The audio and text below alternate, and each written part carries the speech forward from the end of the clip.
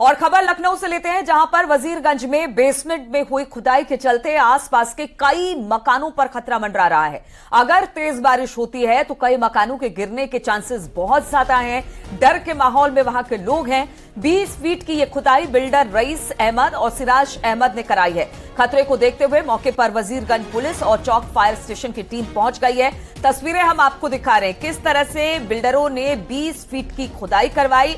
खुदाई दूसरे बिल्डिंग में हुई है, लेकिन आसपास के घरों को इससे खतरा पैदा हो गया है। बताया जा रहा है कि कई ऐसे मकान हैं जो इसके आसपास बिल्डिंग के हैं, अब उस पर खतरा मंडरा रहा है। अगर तेज बारिश होती है तो कई मकानों के गिरने के चांसेस है। एक्सक्लूसिव तस्वीरें इस वक्त हम आपको दिखा रहे हैं न्यूज 18 उत्तर प्रदेश उत्तराखंड पर, जहां पर बिल्डर की लापरवाही कई लोगों के लिए जानलेवा साबित हो सकती है। जो बिल्डर हैं, जिनका नाम बताया जा रहा है रईस अहमद और सिराज अहमद, जिन्होंने ये खुदाई करवाई है, बताया जा रहा है कि अगर तेज बारिश होती है तो आसपास के घर भी इसकी जद में आ सकते हैं, यानी गिरने का खतरा उन घरों पर भी है। खतरे को देखते हुए मौके पर वजीरगंज पुलिस और चौकी फायर स्टेशन की टीम भी पहुंच गई है।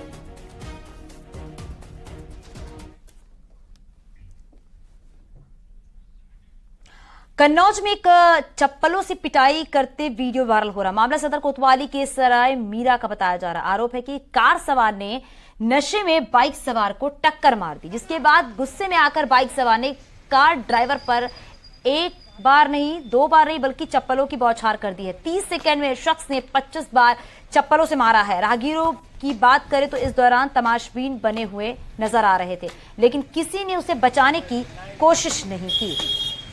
तो तस्वीरें आप देख रहे हैं कन्नौज से सामने आई है, जहां पर बाइक सवार ने ड्राइवर की चप्पलों से पिटाई की है।